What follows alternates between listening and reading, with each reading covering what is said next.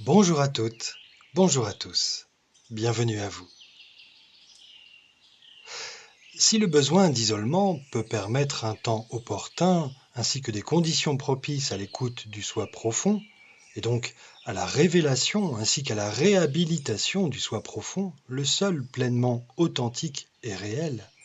il va sans dire qu'il ne s'agit pas pour autant de chercher à fuir le monde, ni de chercher à s'en prémunir définitivement. Il ne s'agit pas de chercher à se protéger des multiples influences extérieures que l'on estimera négatives, sachant que ce genre d'interactions, que nous sommes tout autant amenés à expérimenter, ont en réalité pour vocation, souvent dissimulée en premier lieu, puis éclatante par la suite, d'éprouver le bien fondé de notre divine souveraineté. Et ce, tant que nous demeurerons malheureusement inconscients et finalement tièdes lors de nos incarnations, tout comme lors de nos passages au ciel, c'est-à-dire dans l'astral. En d'autres termes, même si nombre d'interactions peuvent nous paraître plutôt éprouvantes, plutôt déstabilisantes, voire déstructurantes, elles ont en réalité la vertu de nous pousser à abandonner de vieux schémas obsolètes, injustes et assurément créateurs de chaos. Créateurs depuis notre théâtre intérieur encore instable. Ces interactions ont également la vertu de nous pousser à abandonner d'anciennes croyances infondées qui nous menaient le plus souvent à la compromission et même à l'abnégation, ce qui va bien entendu à l'encontre même de l'épanouissement recherché. Ces temps d'exacerbation dans lesquels nous sommes maintenant tous engagés nous indiquent ni plus ni moins que nous en sommes venus à l'urgente et absolue nécessité de nous dépouiller d'anciens modes de fonctionnement, ceux de la fausse réalité, devenus humainement insupportables, puisqu'ils finissaient par entraver sévèrement notre véritable évolution en nous détournant d'elle. De là, on peut plus facilement comprendre que ces interactions désagréables ont avant tout la vertu de nous pousser à nous affirmer davantage dans notre vérité sacrée.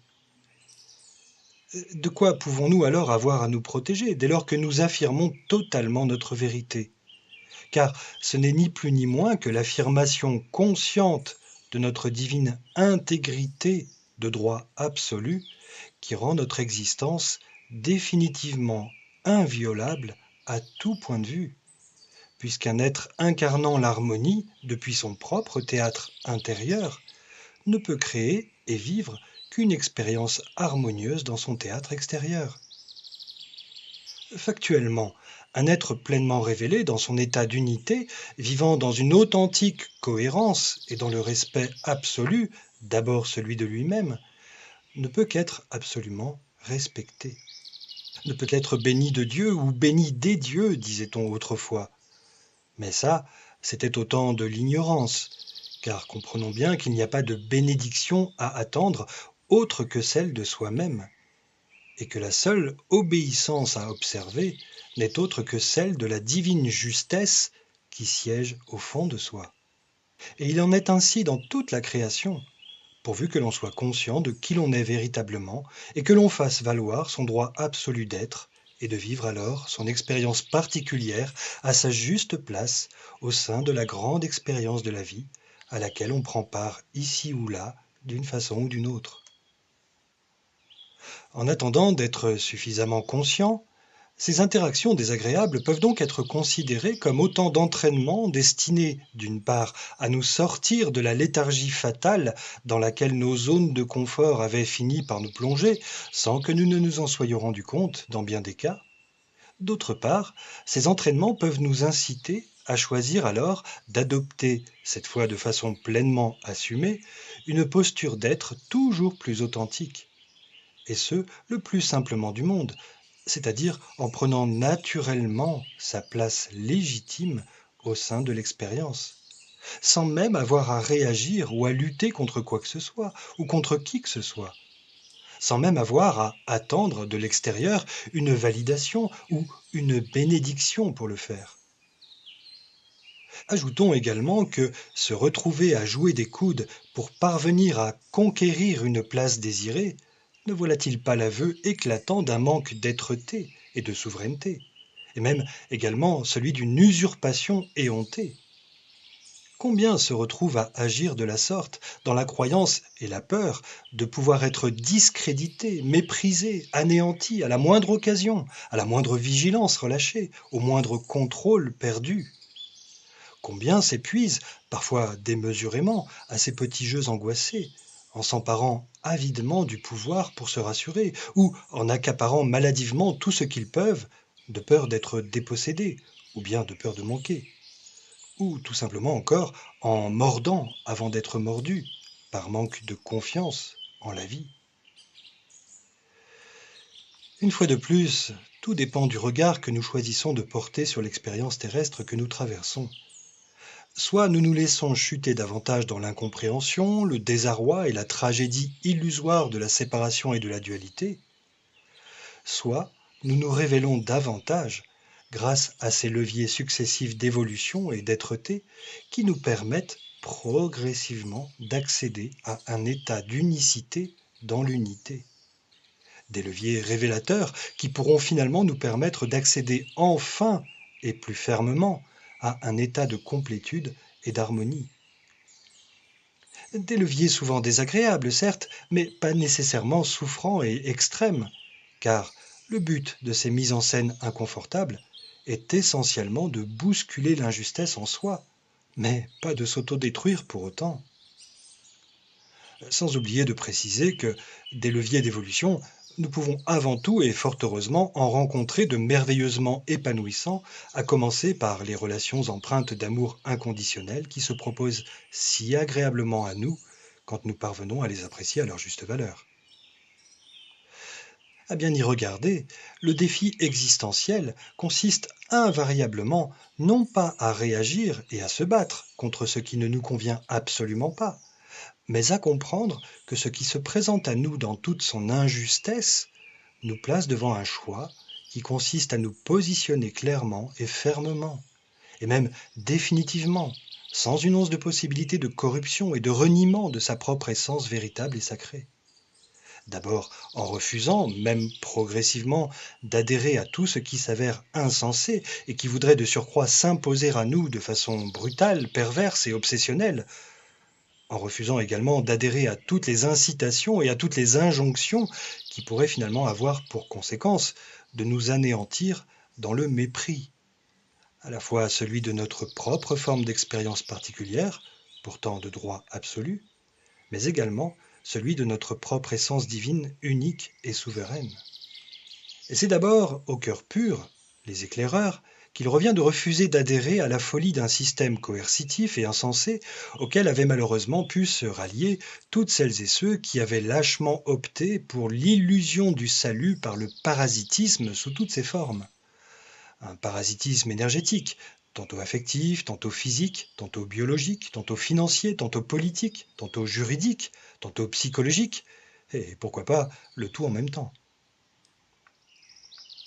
Le défi,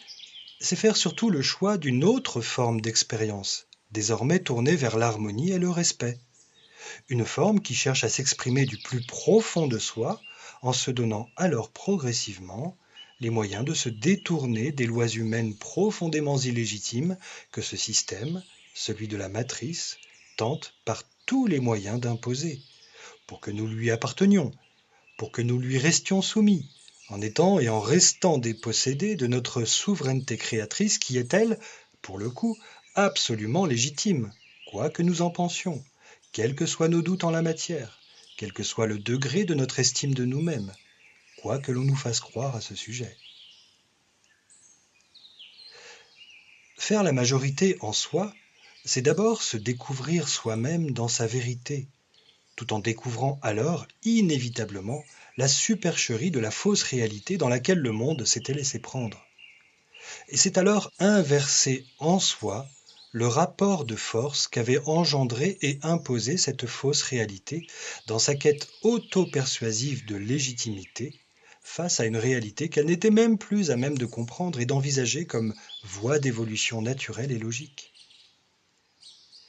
Faire la majorité en soi, c'est retrouver la réalité qui s'impose de manière absolue, même en se retrouvant momentanément seul face à une fausse réalité encore portée par le nombre, mais qui finit par ne plus vraiment faire le poids. En effet, même si l'étendue de son organisation, que l'on peut appeler l'ancien monde, continue d'exercer une certaine contrainte, et ce, tant que le nombre lui procurera un sentiment de force, uniquement par allégeance, il faut tenir compte du fait que le virage vers un retour à la réalité est bel et bien amorcé dans le cœur de nombreux êtres. Mais cela demande un certain temps pour que les consciences révélées, ainsi que la manifestation du changement, prennent enfin corps dans la matière. Le point de départ de ce grand changement, c'est que ce vaste jeu de dépendance et de pouvoir ne prenne finalement plus dans les esprits. Car ce n'était qu'un vaste jeu, malsain, si longtemps entretenu que l'on avait fini par croire qu'il était décidément inévitable et même humainement normal. Mais non, il était bel et bien définitivement malsain et anormal, parce que angoissé et conditionnel, aux antipodes de notre vibration d'amour originelle. À partir de cette rupture déterminante avec ce si triste ancien monde, différentes pistes sont à explorer, afin d'exprimer une posture souveraine qui imposera le respect absolu et qui finira surtout par imposer au monde la réalité de laquelle ce dernier s'était durablement écarté, ce qui finissait par l'empoisonner. Car oui, l'obstination à persister dans le paradigme d'une fausse réalité est un empoisonnement certain que nous pouvons d'ailleurs constater aisément.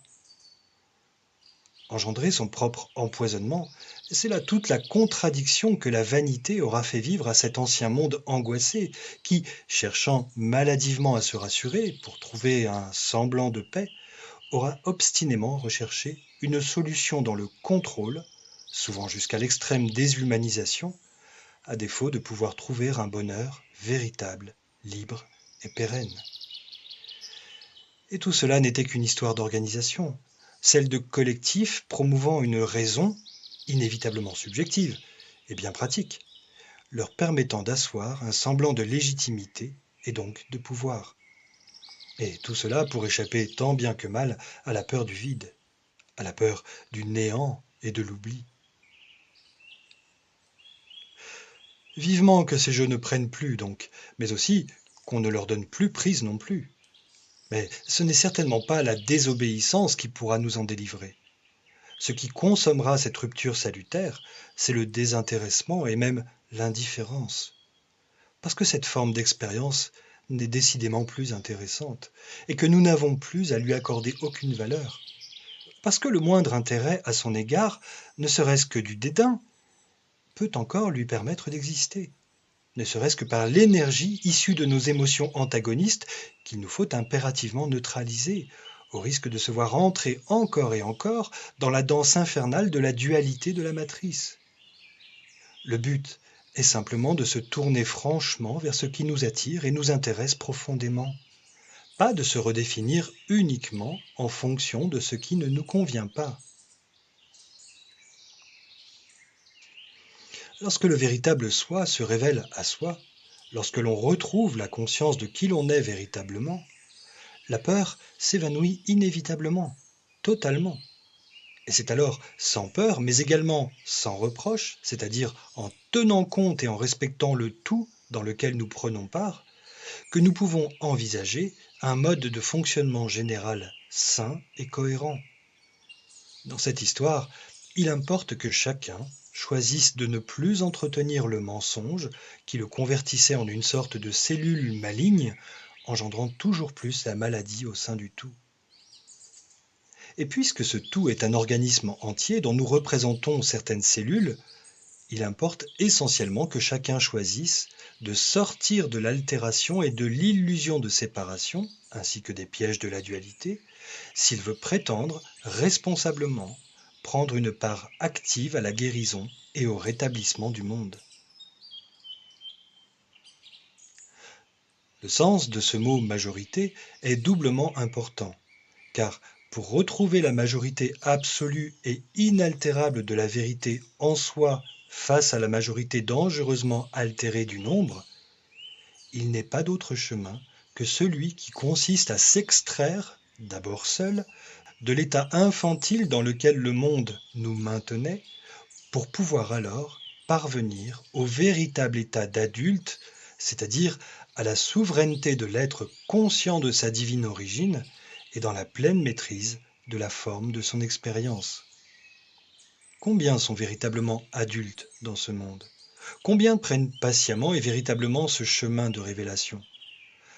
C'est toute la question qui se pose à chacun, et surtout à toutes celles et ceux qui ne font que singer un état d'adulte responsable tout en participant éhontément à l'effondrement général. À bientôt. Prenez soin sans relâche de votre chemin d'émancipation. Certes, il faut souvent du courage pour le trouver et puis pour l'affirmer, surtout au début. Mais soyez certain qu'à force de persévérance, ce chemin devient à coup sûr agréablement merveilleux et incroyablement joyeux, dans l'expression d'une liberté alors retrouvée dans la réalisation concrète de la rémission. Et tout au long de ce chemin, soyons conscients qu'il est finalement préférable de connaître l'épuisement temporaire qu'engendre notre processus de transformation pour une éclatante révélation à soi, plutôt que de connaître l'épuisement d'avoir seulement à résister et à se résigner, et pour combien de temps encore, face aux innombrables tourbillons inhumains de la fausse réalité.